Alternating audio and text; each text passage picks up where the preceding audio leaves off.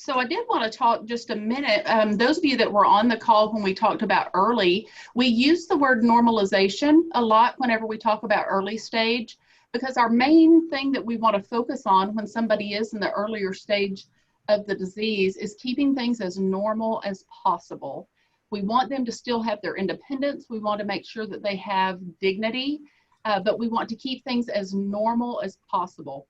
As we move into the moderate stage, which is the longest stage of the disease, and we'll talk a little bit more about what that can look like as far as time goes, this is more of what we call a supportive stage. Anything and everything that has to do with them at this point, they are going to need support with before the end of the moderate stage is over. So if you, and then that late stage, we call a sensory stage. So if you can kind of start thinking of it that way, earlier in the disease is a normalization, mid-stage is supportive, they can still do things, they just need some support, and then that late stage is more of a sensory stage, which that we will talk about next month, and that will be on August 5th. It's always the first Wednesday of the month. So I'm going to review just a little bit. So here's the brain picture that we like to use. The brain on the left is a picture that was taken at autopsy. This is a 70-year-old man who actually died in an accident. The brain on the right is somebody, a 70-year-old man who died from the end stages of Alzheimer's disease. The one on the left weighs 3 pounds. The one on the right weighs 1 pound. So you can see the difference there. If you look in the lower left, you will see we have 2 language centers, and one of the language centers on the left, if you were on our Beth Nolan call that we had this week, she used, and this is easy to remember, we lose left language. So they start to lose the language that's on the left, and that's our everyday regular language. But on the right, we also have a language center, and it's a rhythm center. So we retain right rhythm. So a language that is rhythmic, they will retain. And we'll talk more about that because we start seeing a lot of changes with their language in this moderate stage of the disease. Another thing, another difference that we really start to see in this moderate stage, we know that the hippocampus really starts to have a lot of changes starting in that early stage, but going into this moderate stage. And the hippocampus is what stores the facts. But another thing that we have found out, and this has just been in recent years, is that the amygdala stays intact. And the amygdala stays intact all the way through to the end of the disease. And what that tells us, and the reason that we know this is because so many people have been generous and have actually donated their brains to brain banks like what we have here, UNT Health Science Center. UT Southwest has a brain bank. And we've discovered literally in about the last 5 years that the amygdala stays intact in people all the way through the end of the disease. So even if they get to the point that they have a flat affect, where it doesn't appear like they know anything that is going on, that they do, the feelings and the emotions are there. The other thing that's in the amygdala is that fight, flight, fright, and freeze response. We know that that stays intact. They can react to emotions. So one of the easiest ways that we have found to describe and help people understand the hippocampus and the amygdala changes is through a very short video that is on YouTube that I'm going to attempt to share. We made it work yesterday, so I'm going to try to do this now. It is what's called a bookcase analogy, and the woman who is talking is from the United Kingdom, so she has an accent. Of course, we don't have any accent, but she has an accent.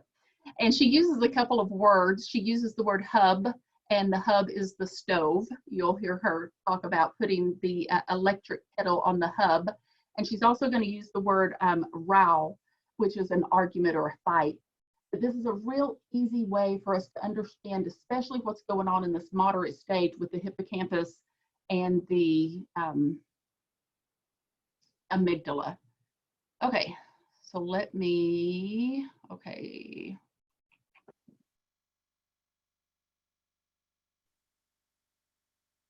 I want to stop sharing this, but start sharing.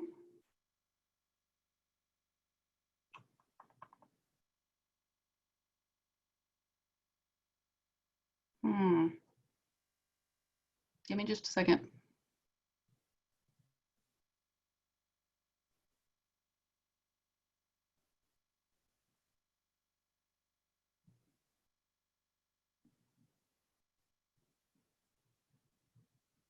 There we go.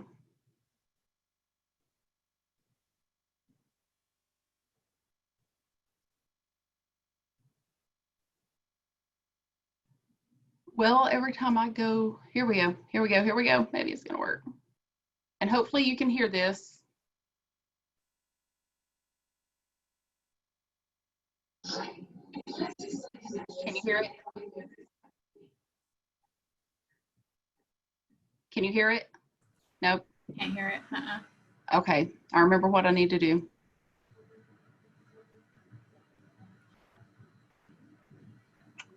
Share computer sound. Yes.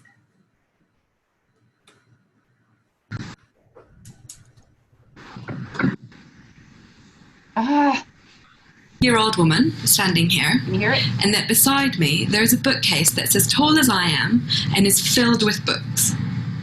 Now each of those books represents a fact or a date or a number or a memory that I've gained in the last 80 years of my life. So right at the top, my most recent memory, so what I had for breakfast, getting dressed this morning. The next shelf down might be things that are a little bit less recent, so maybe my last holiday, what I did at Christmas, maybe the last time you came to visit me. The next shelf down by my shoulders will be my 70s, my 60s, my 50s, my 20s will be down by my knees, and my childhood memories will be all the way down by my feet. So that is the bookcase that makes up me. Now, when I get hit by dementia, what's going to happen is that my bookcase is going to start to rock. And I'm going to start losing those books, starting from the ones on the top, which may explain why my short-term memory is likely to be affected first. So, as my dementia progresses, I might find myself having lost not only the top shelf, but the next one down and the next. I might find myself living in the 1950s.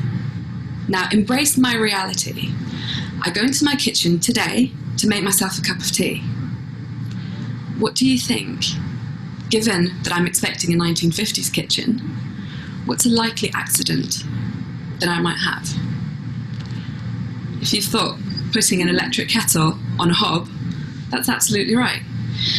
Now, as my carer, as my relative, you might be tempted to say, we shouldn't let her make tea anymore, that's really dangerous.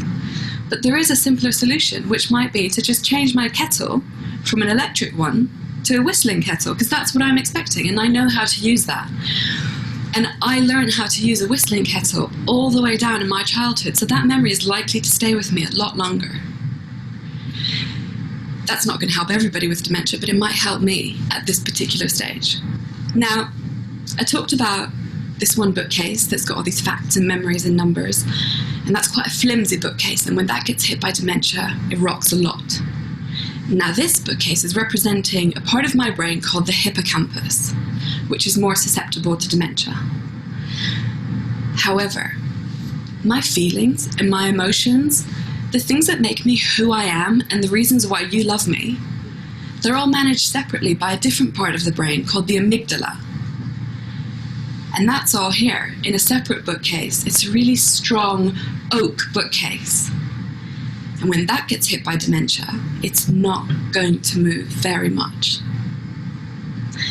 Let me explain to you how the two bookcases work together. So when I was a child, I had a teacher.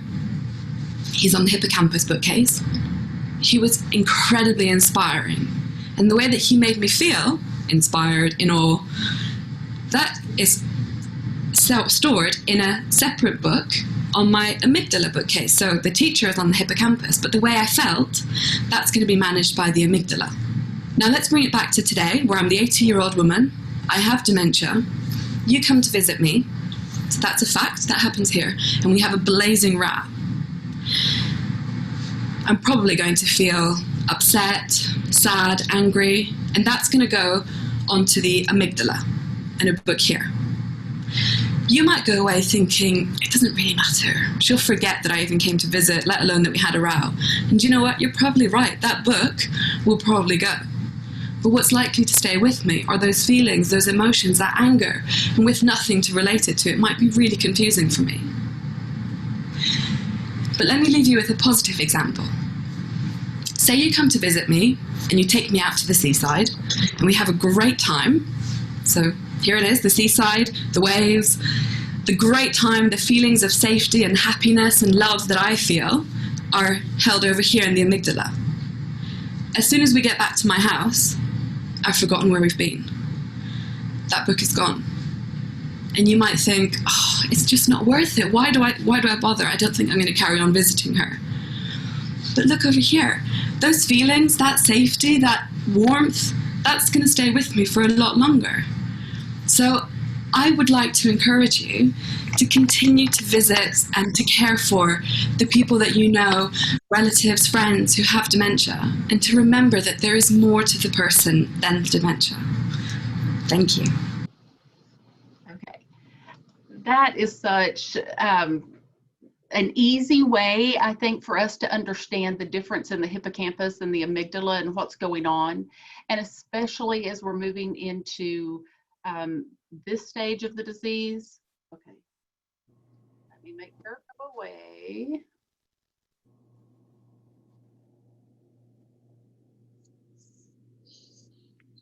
Okay, if I stop sharing, I did get into this earlier when I was trying because I've got two screens pulled up.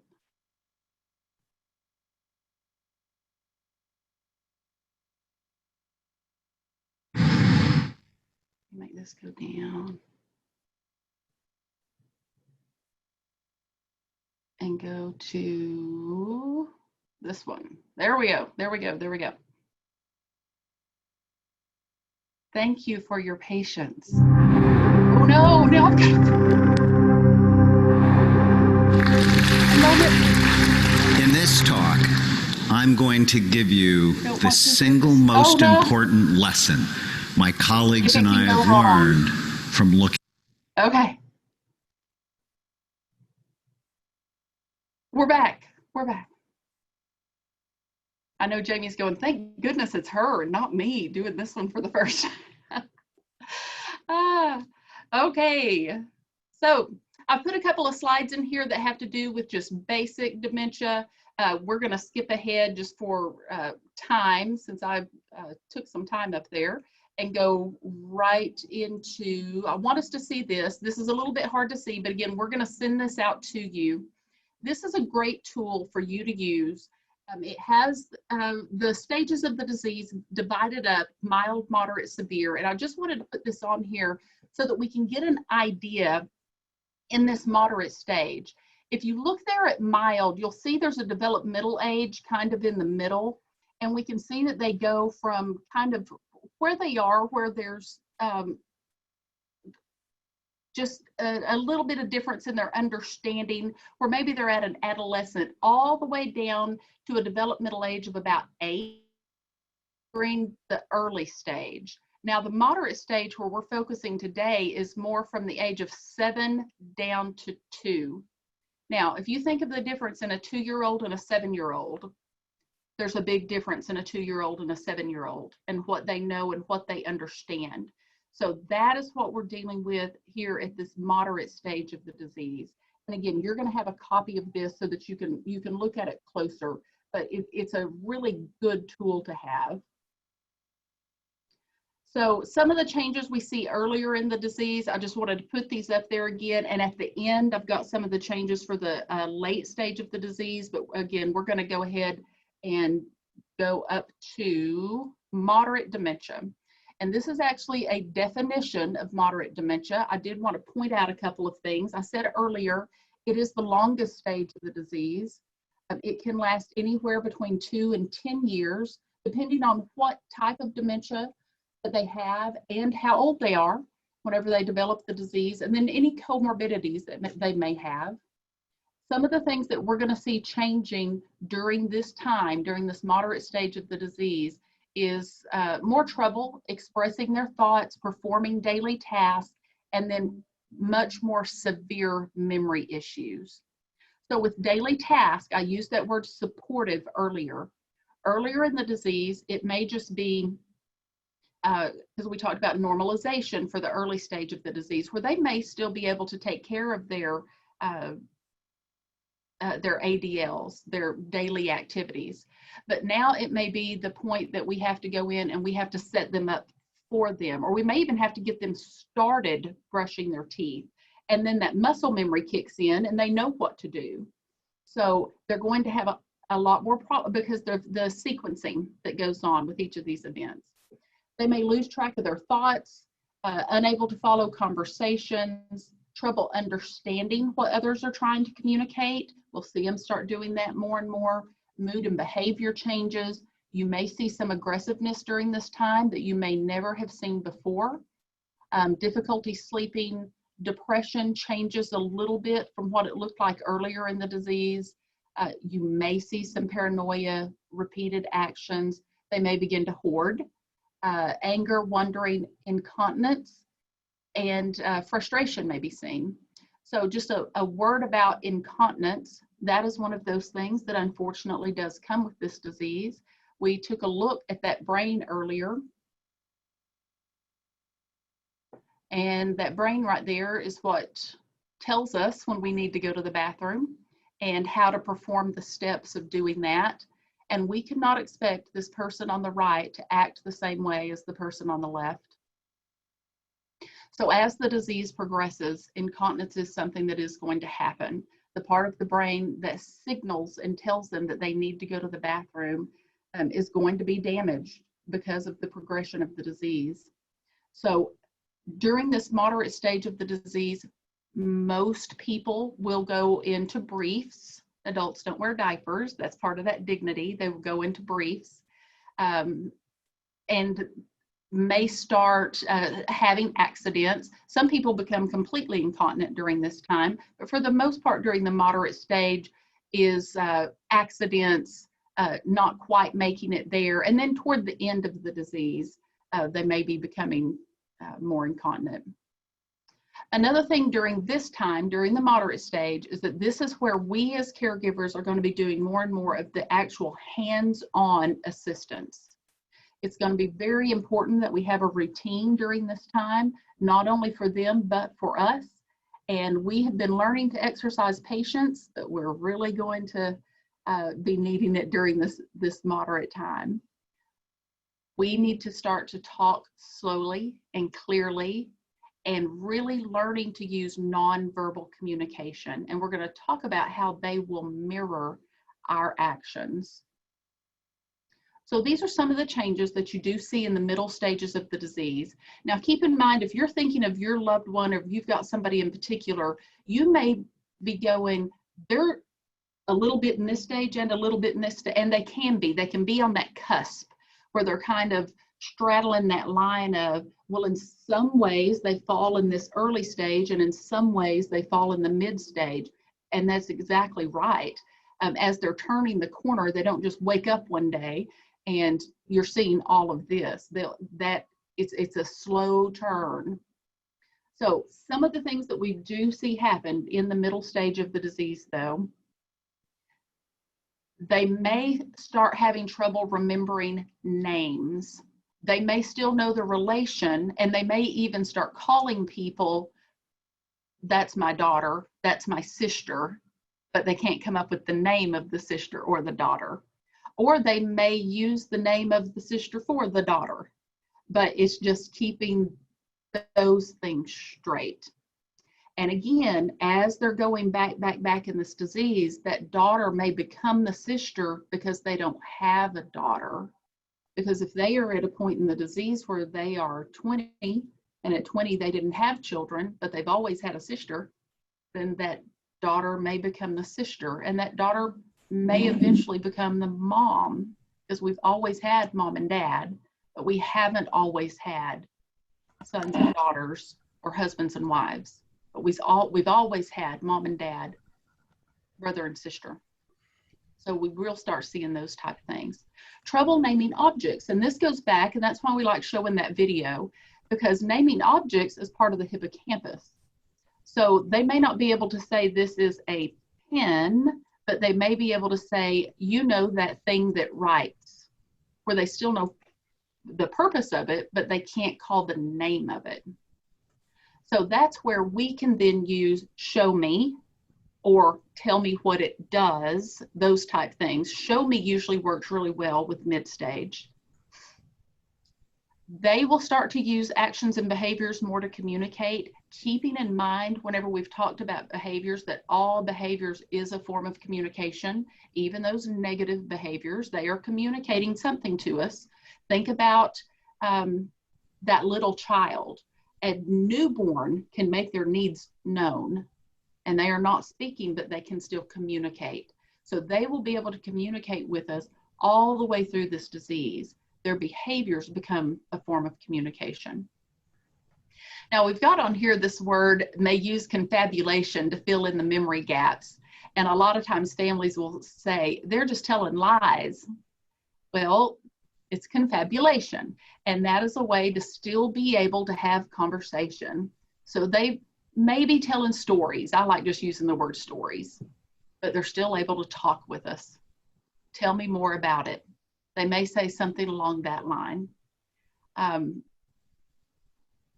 loss of impulse control. We'll start to see more of that during the middle stages as well. So some more things to expect. I've got to move everybody over so I can see my screen. Let me see. Not being able to complete familiar tasks without guidance. And this goes back to that supportive, where there may have been a time where they could go in the bathroom, comb their hair, shave, and brush their teeth, and you didn't even have to be in there. And then you go in at some point and they're standing and looking. Or they're standing with the toothbrush, combing their hair. Because I still know I'm supposed to do something with this, but what am I supposed to do? That's really classic moderate stage, mid stage, where I still know I'm supposed to do something and I can still do it, but I'm not sure what to do. So we don't want to rush in and do it for them, because that's taking away that independence. That's where we as the caregiver will come in and make sure that we don't have setting out 3 or 4 different things. We put out one at a time. So it does take more time on our part, and that's where we accommodate the disease because they can't. So we'll just set out the toothpaste and the toothbrush, and it may get to the point, like I said earlier, where we are going to brush our teeth at the same time, and I'm going to put on my toothpaste and their toothpaste, and here we go. And they will mirror my actions and what I'm doing.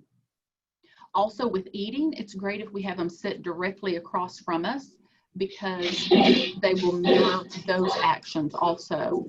During this time, you will see them start to lay down the knife. The knife is the first utensil that they'll stop using, because it's the last one that we learned to use.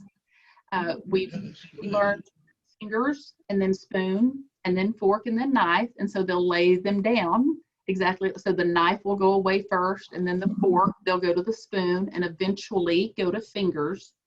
Typically during this moderate stage, you'll find them starting to favor the spoon.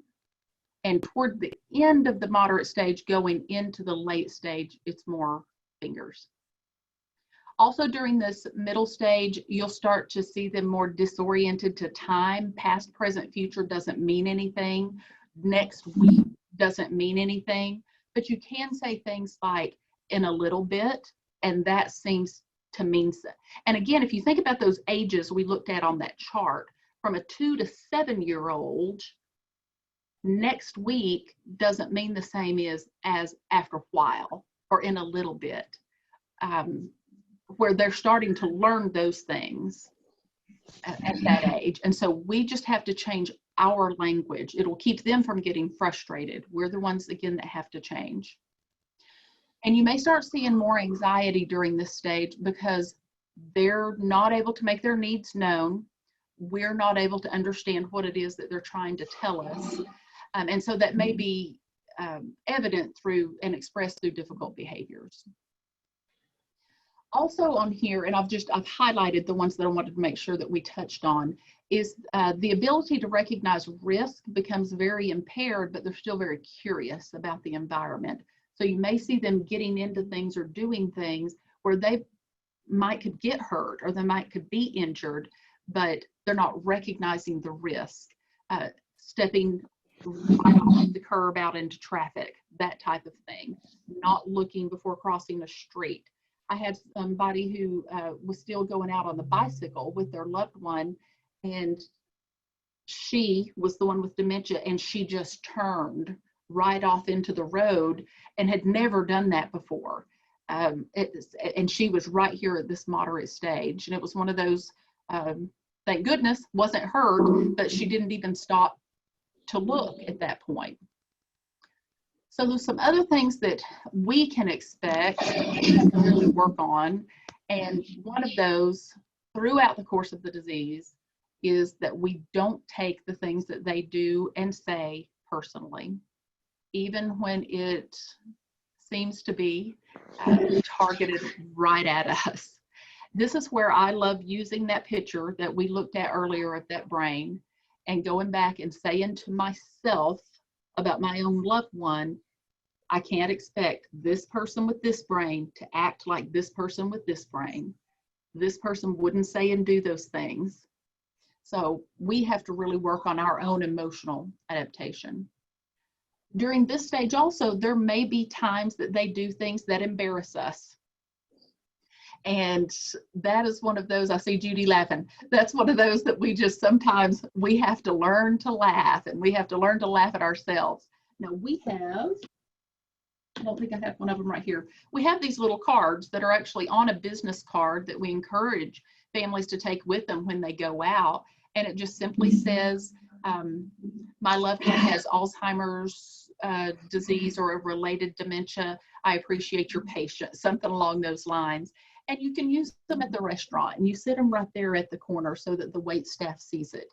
I've had people walk around places with it in their hand and actually showing people ahead of time as they're coming, so that the other people know, but certainly not getting to where you don't go out anymore, just accommodating that disease.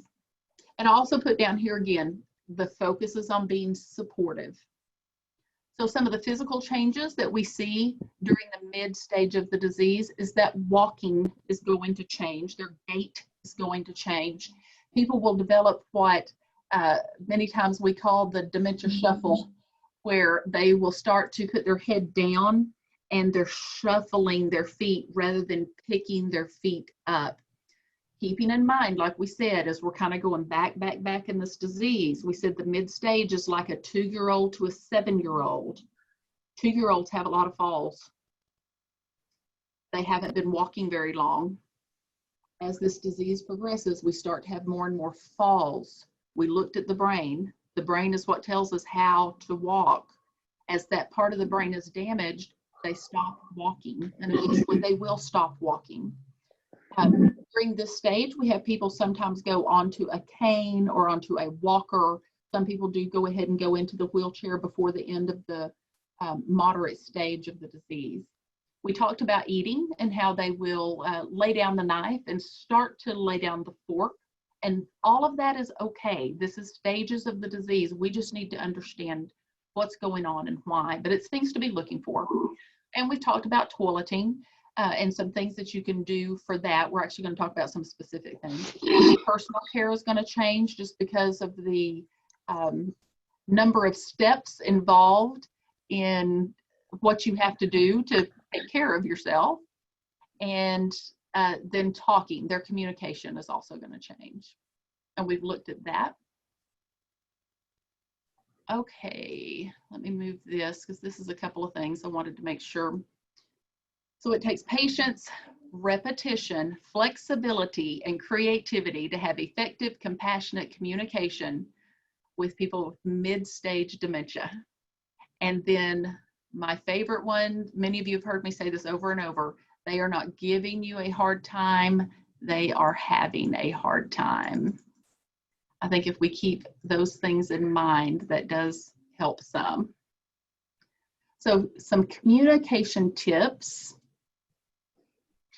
If we can start using one question at a time and yes, no questions, not an open-ended question. So if we are going to the restaurant, rather than handing them a menu that's pages and pages, would you like the hamburger or the hot dog? Or what I always use is, I'm going to have the hamburger. Doesn't that sound good? I'm pretty much telling you what we're going to get. And then if there's a question about that, we change it.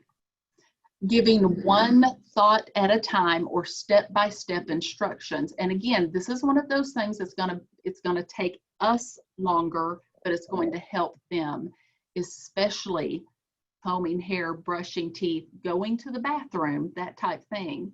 And sometimes I will hear from families that when they realize we're at this point is one of the hardest times in the disease, when they go in and realize they can't dress themselves, or they've got I had somebody tell me about her dad having his hands in his pants. He had put his pants on his arms. And she realized at that point, okay, I've got to get up earlier and I can't leave everything out. And so we talked about going through, still allow him to dress himself, but you're going to have to talk him through it one step at a time. And then we're going to talk about how we were seeing how that amygdala is still intact. So if we are frustrated, they're going to see that. So as we do this one step at a time, it's where we are really controlling our tone, our gestures, our facial expressions. So we want to try to avoid correcting and arguing.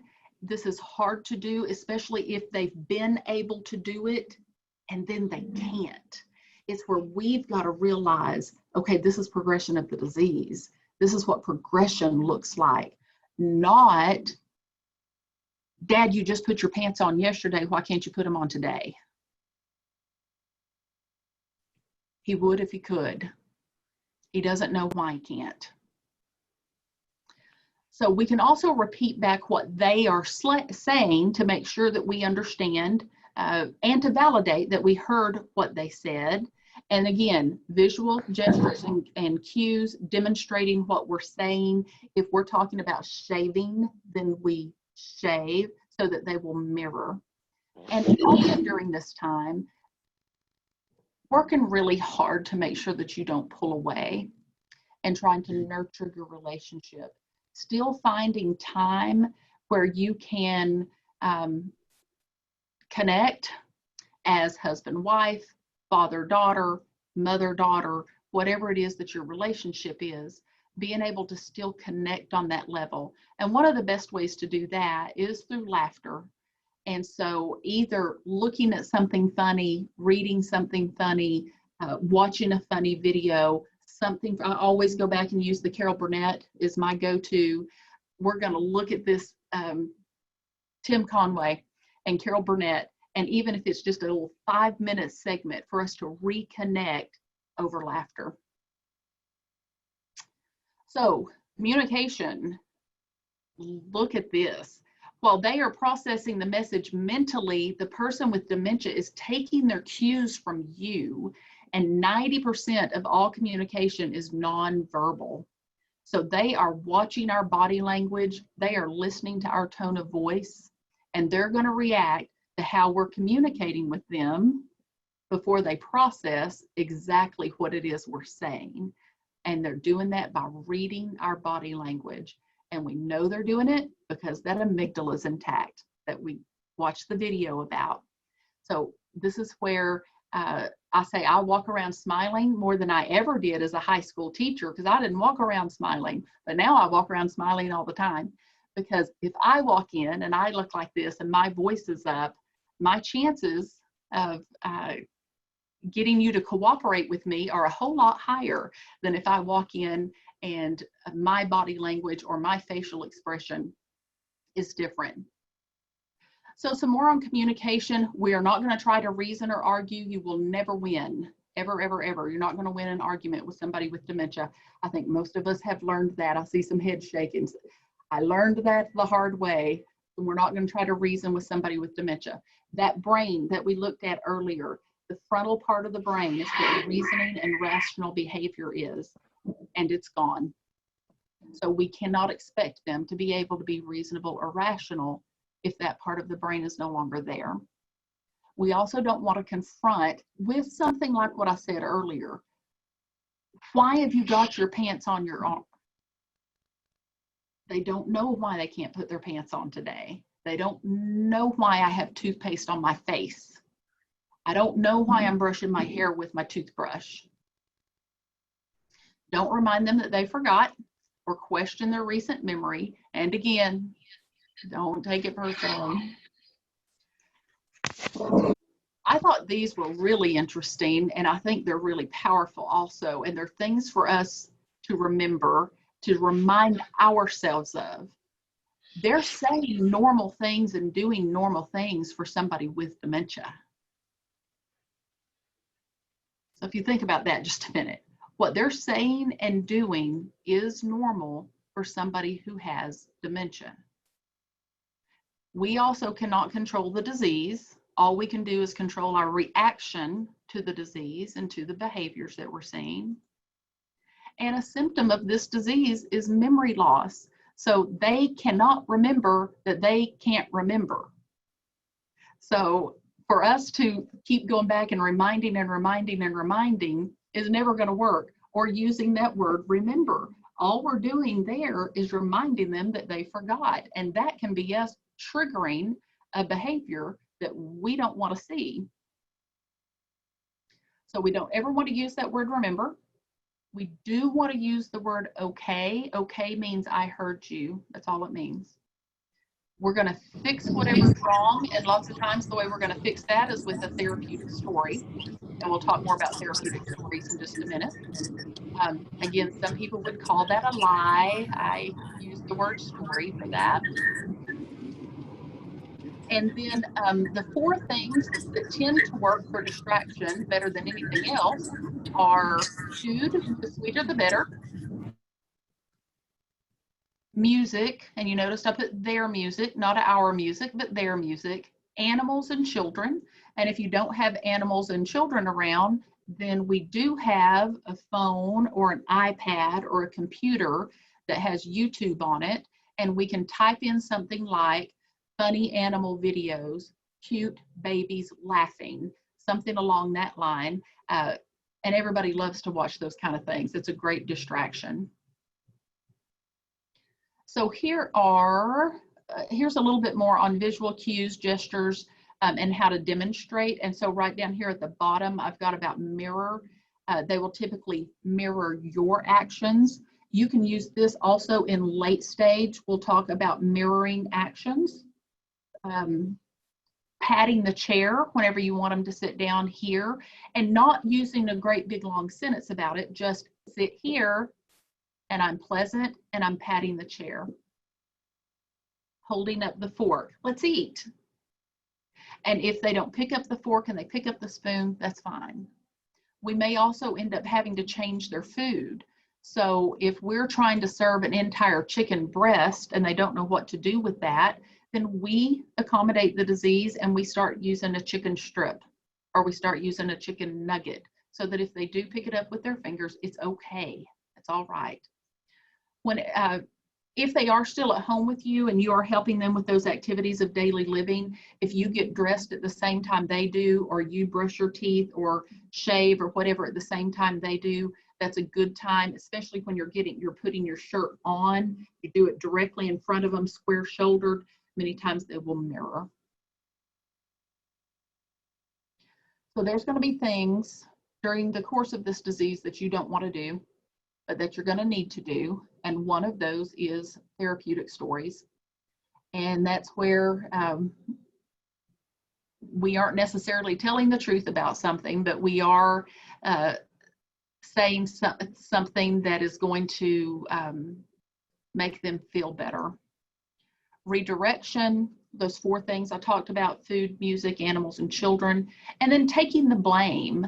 So when I show up to take my parent to a doctor's appointment and she didn't know anything about that appointment, even though I called her, I wrote it on her whiteboard, and I texted her that I was on my way, I am so sorry that I forgot to tell you about the appointment. It's my fault. I'm not going to argue with her. And then I'm going to redirect to, that office is right by the Sonic. And so we're going to stop off at the Sonic and make sure and get us, but we're getting to the doctor's office, but I may have to use a therapeutic story, redirection, and I may have to take the blame to get there. So let's talk just a minute about validation therapy. And we've got a little cartoon up here that says it's parking validation.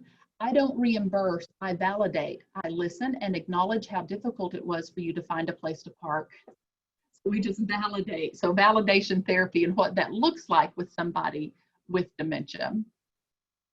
And that is used to validate their reality, their beliefs, their values and emotions, even if it has no basis in our reality. I think that is one of the hardest things for us to accept. Validation therapy is not only for them, but it is also for us. And on the bottom down there, there is no other successful alternative but to accept what the person with dementia claims as their reality, enter their world. I've used the story of the gentleman who used to come in my office and would tell me he was in the Army, the Navy, and the Air Force, but not the Marines because he didn't like them. Well, he wasn't in any of them. But I could say to him, well, tell me about that. And he would tell me big stories about his time in the service. He was never in the service. And his family would get upset and say things, those are lies, Holly, that's not the truth.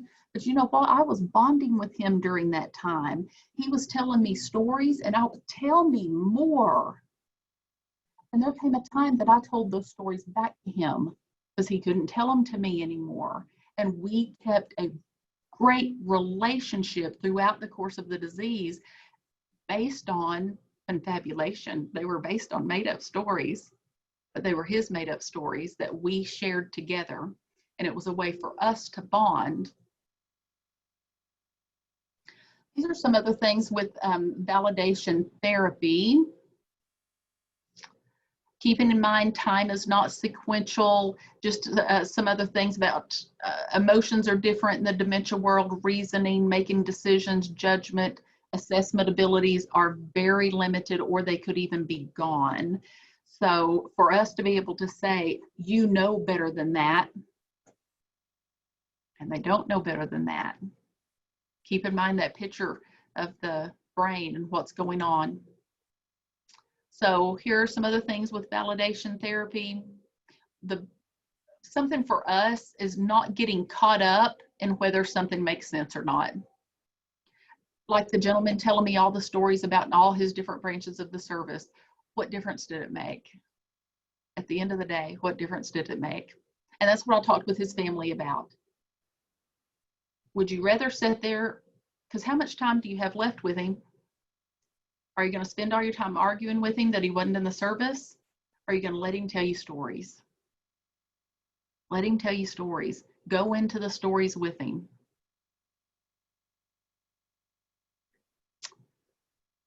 So also on communication, we want to use their words and gestures. So if they are upset about something, we may say back to them, you seem irritated because the thing is not here. Especially if they're doing something like the thing and the stuff and the thing and and the thing. Well, this wouldn't be the time for me to turn the smile on and be talking like that, but I can mirror them and say, oh, you seem irritated because that thing and the stuff and the thing's not here. Show me the thing. And we'll start looking for the thing together. Or tell me more. Tell me about the stuff. Is this it? Is it something else? And it may be that they're looking for something to write with, but they didn't want the pen, or they wanted the red pen, or they wanted, but most of the time in the middle stage of the disease, we can get there if we join them in this. So we can mirror them as well. Here's some more phrases to use in the mid stage of the disease. Tell me about it, or tell me more. Again, putting the blame on us. I'm sorry that happened. I'm sorry that I upset you. I'm sorry that I did that. I'm sorry that I didn't tell you, even if you know you did tell them. Well, that makes me mad too. We're mirroring what they said. And you can say something along the lines of, I'm sorry that I made you angry, but that wasn't my intent. I wasn't trying to do that.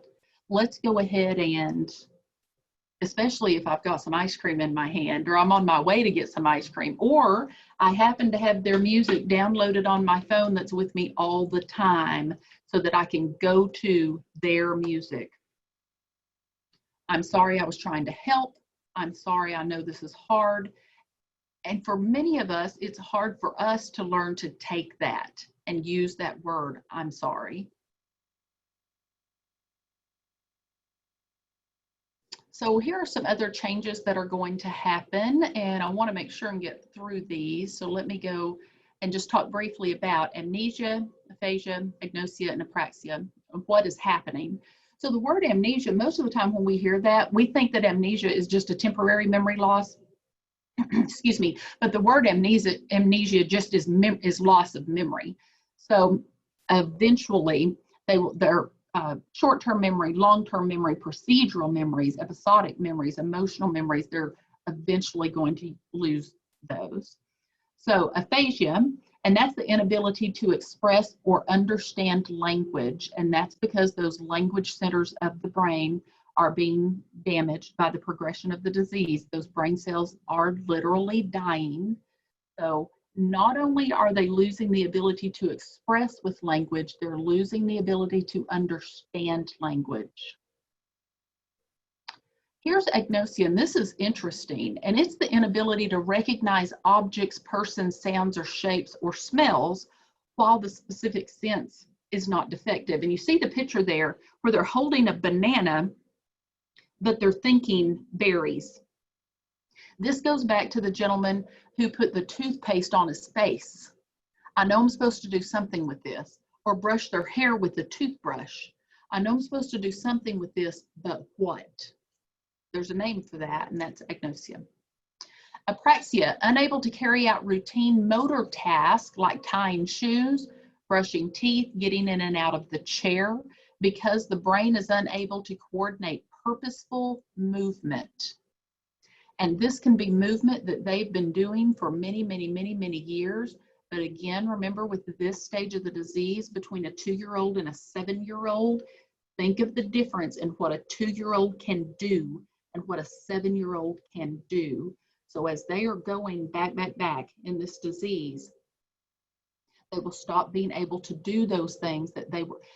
I've had a lot of people talk about getting in and out of a car, them standing and looking at the car like they don't understand how to get in and out of the car. This is why. The brain is controlling everything, our physical function and how we interpret that. So one of the changes that we're seeing with vision in the mid stage of the disease, those of you who have watched a lot of Tipa Snow know that she describes vision in the mid stage as binoculars. She talks about early stages, blinders, losing all of this vision out here. Mid stages, binoculars, where they're losing all of this, and end stage is a monocle. So mid stage is more like binoculars, where they're starting to lose all of this. Sound is they're not able to filter out that background noise. So if we're really needing to talk with them or needing them to do something, we need the background noise off. And again, sitting square-shouldered and looking them right in the face. We might even reach over and touch, put our hands on their knees. And look, that it says there, agnosia can occur with sound where they can't determine what the sound is. So that may be something like the smoke detector's going off, and they don't know that that's the smoke detector. Or it can be something like the phone is ringing, but they don't know that that's the phone ringing. Smell also changes. It diminishes. And then here's the agnosia again, where they're not realizing that this is bad food. There's mold on this food, but they're not smelling it that way. They may not even be seeing it that way. And then if you go on to taste, they may not recognize that something's gone bad and they'll eat it. Taste is also going to diminish except for sweet. During this mid-stage, you may see people open up sugar packets and eat it, and it's because they can taste it. I have certainly put sugar on food before to get folks to eat it. That's okay, so that they can taste it. Tactile stimulation is encouraged, but they may during this time, even if they're touching it, you and I could reach into a bag of something, and by feeling of it with our eyes closed, not being able to see it, we could probably identify it. And they'll get to where touching something, they can't necessarily figure out exactly what that is. So during daily care, we want to make sure that we're giving that step-by-step verbal instruction, visual gestures, and touch. If we're wanting them to pick up this leg, we'll pat this leg. And using cues, so verbal cues, visual cues, and touch cues, like I just said, being very specific, one thought at a time, use their name.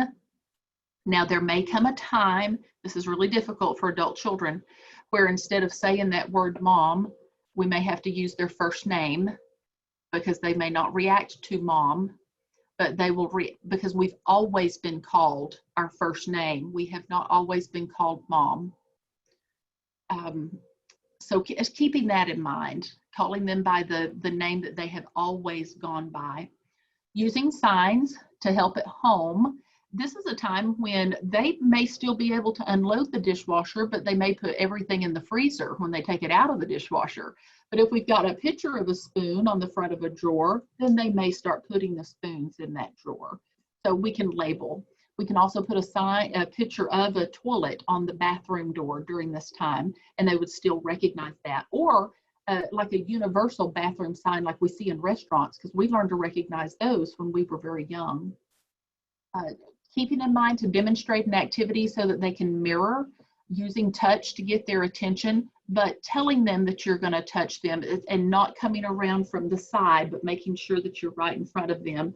Also, when you're using touch, keeping in mind that when you're approaching someone, you want to do it palm up, because palm up is a choice. I have a choice of taking your hand. This is a grab. So when you approach someone, palm up.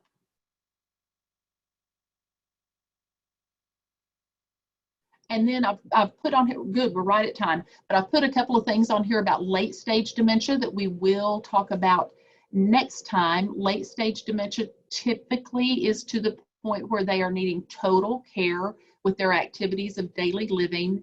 And so we will go into late stage dementia in a deep dive next month, but I did want to give you a few things on here about what that starts to look like, because your loved one may be kind of on this end of it where they're a little bit in the moderate, but you're starting to see some things that are more into the late.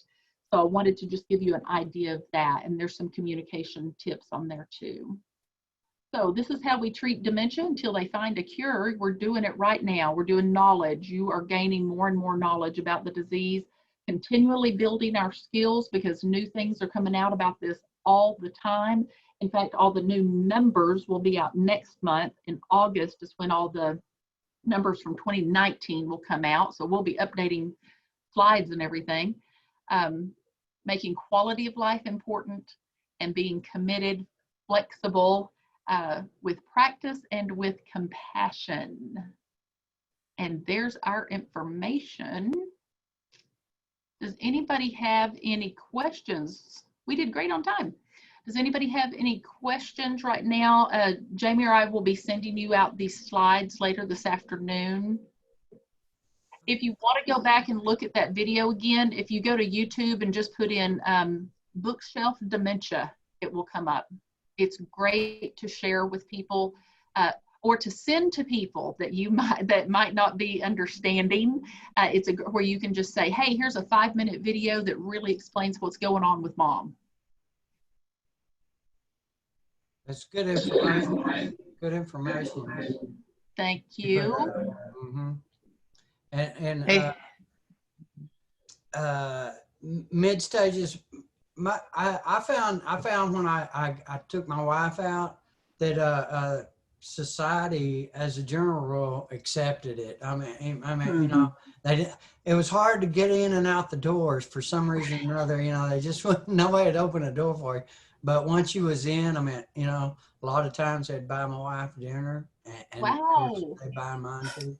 But and I noticed that when we were putting this together, that my wife she couldn't really follow the steps because she lost with the frontal temporal lobe. She lost control, the motor skills, and when you try to put that in, you know, it all depends on what disease they have. I noticed, right, as to how you gauge. That's exactly right.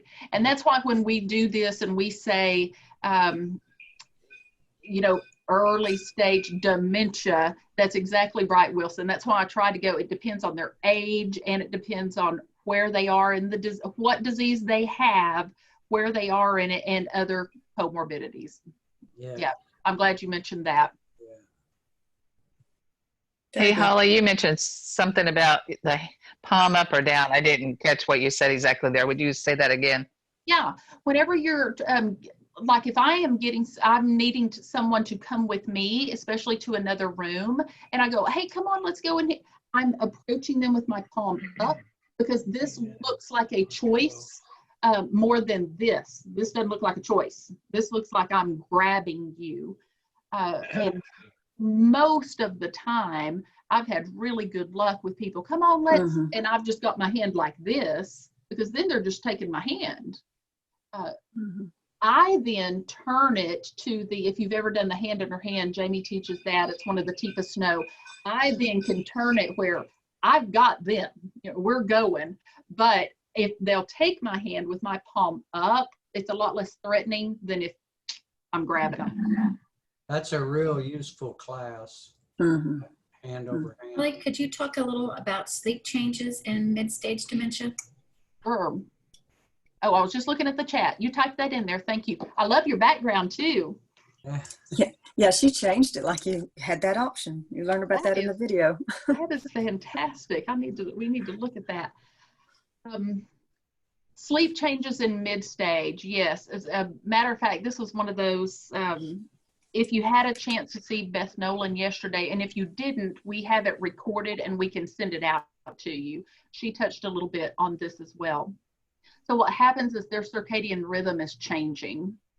And so we all kind of have our set circadian rhythm, and theirs gets completely out of whack, and it's because of that part of brain that controls time is getting out.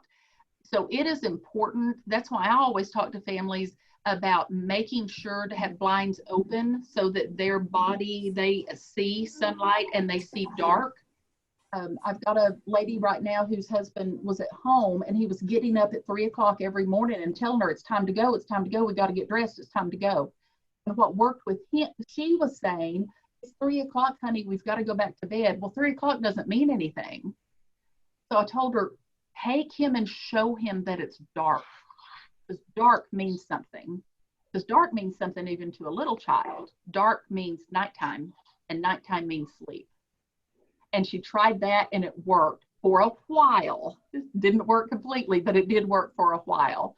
But the reason that you see the changes is because of the circadian rhythm. Now, a lot of people during this time will start using something like a melatonin. But one of the main things you want to do is keep them as busy as you can during the day. A lot of people during this mid-stage do start using day programs because they can't be at home by themselves, they need a little bit of help, it's more stressful on them as caregiver, and they will start using a day program. And what we have found in people that come to the day program is they tend to stay awake all day because they stay busy all day long. We're going from something to something to something. And they take a little cat nap, but they are not going to sleep. So you're not catching them sleeping during the day and then not sleeping at night. One other thing I want to mention on sleep is if they are starting to sleep more in the day, but they're still sleeping at night, that's okay. That's progression of the disease, and that's their body just needing to rest more. And we'll really see that moving into the late stage because their body just starts to rest more. But if they're sleeping in the day, but they're not at night, that's their circadian rhythms out of whack. Mom seems to sleep about 30 to 45 minutes at a time. She doesn't ever sleep for very long at night. I don't know if that's something else or if that's the dementia. We don't know. That may be. Is she sleeping during the day? She'll sit in her chair and take a nap. Sure. Doze. Okay. So also trying to work some physical activity in somewhere, doing things like limiting caffeine, going back to sleep hygiene type things, trying to do some physical activity and then trying to do some mental activity. So some cognitive type. Let's work this puzzle together.